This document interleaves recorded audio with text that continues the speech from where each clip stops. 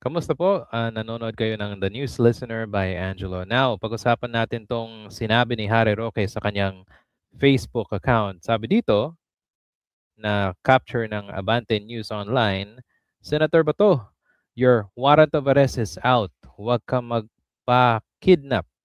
Insist that you have the right to be brought before a Philippine court first. O diba kung kumbaga, ang sinasabi ni Harry Roque dito ay yung kanyang warrant of arrest daw ay nandyan na. Kumbaga, activate na.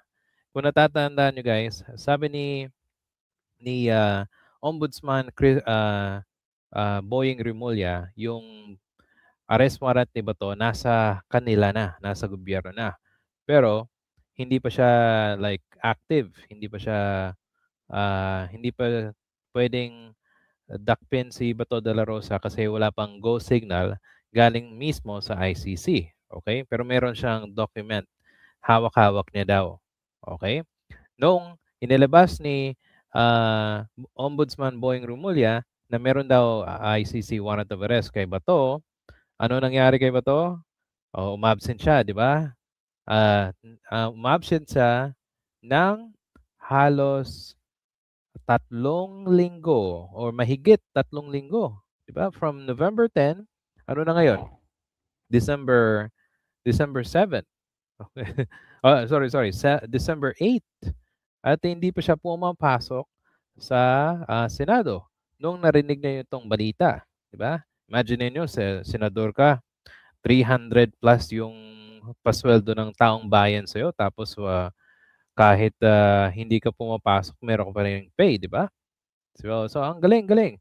At tapos itong si Harry Roque, yung naratibo nilang kikidnapin, well in fact, na settle na yung na-settle na yung argumento na kinidnap, which ginamit ng depensa ni Duterte, ito ang naging mitsa na hindi pinayagan si Rodrigo Duterte kasi yung mga supporters nila at yung mga mouthpiece katulad ni Harry Roque, ito yung ginamit ng ICC kasi paano mo sasabihin na ah, kinidnap, halos alam ng taong bayan na na-capture sa social media online, nabalita sa iba't ibang ah, news platform na sinorender ng gobyerno si Rodrigo Duterte.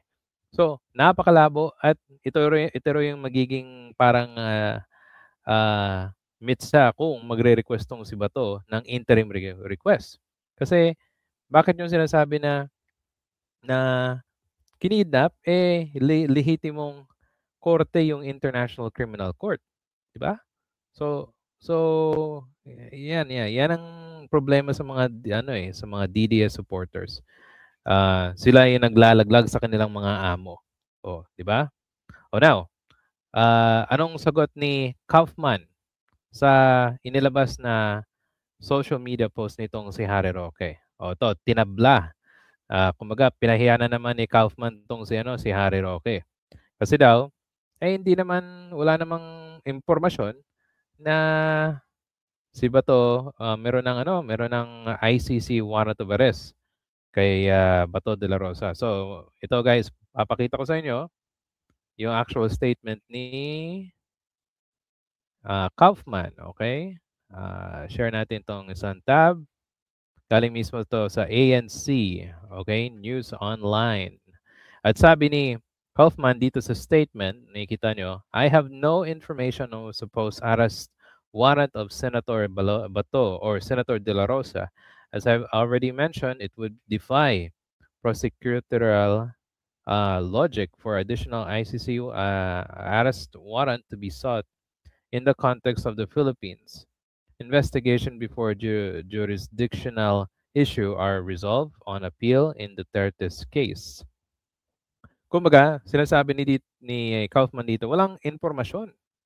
Kumbaga, gawa-gawa na naman tong chismis si Harry Roque. Yun, tinabla siya ng abogado mismo ng kanyang amo. 'di ba? Kasi sabi na dito, hindi pa na daw naresolba yung jurisdiction. So wala pang arrest warrant ayon sa kanya. Okay? At sabi niya sa baba, I do not believe that Ombudsman Jesus Crispin Remulla, the unique source of dubious intelligence, would be so remiss as to dice with prosecution at the ICC for contempt by leaking the existence of highly confidential arrest warrant for suspect. Peddling fake news, however, carries no such risk. Kumbaga, hindi siya naniniwala, si Kaufman, hindi siya naniniwala kay Remulla na merong arrest warrant. At kung meron man, ay magiging ano siya, contempt kay Remulla. Well, anyway, that's a different thing. Okay? Kumbaga, itong mismong statement ni Kaufman ay nagpapatunay na walang arrest warrant pa.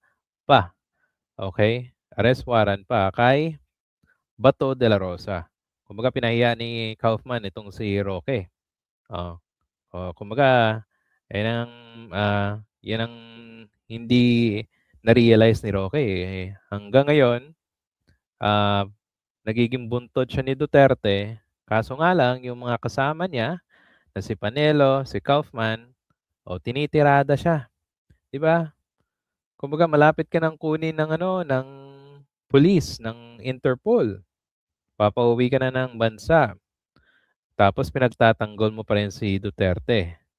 So dapat kung siguro na ma-realize ni Harry Roque yung mga nagawa niyang kasalanan, I hope meron siyang at least ikata laban sa mga Duterte. Okay? Now, nasaan ngayon si Bato? Ito, panayroin natin kay ah,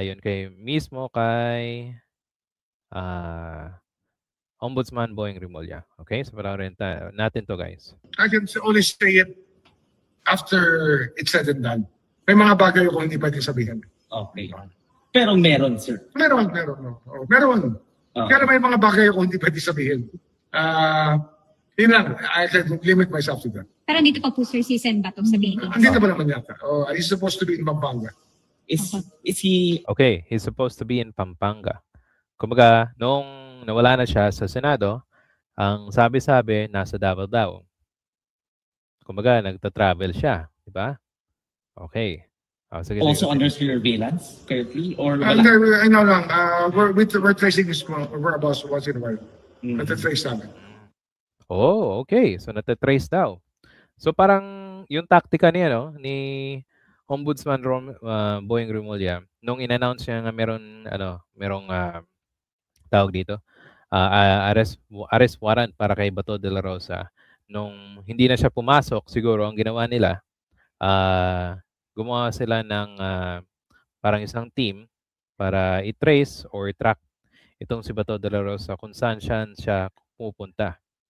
Para at least kung nandoon na talaga yung ICC warrant of arrest, di ba? Madaling nilang hanapin. Right? So yun, parang taktika na din eh. Madaling nilang hanapin talaga kapag ganito yung pronouncement ni Ombudsman Boying Rimulya. So, we'll see. Sabi nila magpapasko siya kasama ni Duterte, di ba? Yun ang hiling niya eh. Meron pa siyang sinabi na pinaginip niya na kasama sila sa kanyang kumbaga sa kanyang tulog, di ba? Tapos gusto niya talagang makasama. Miss na miss niya na si Rodrigo Duterte.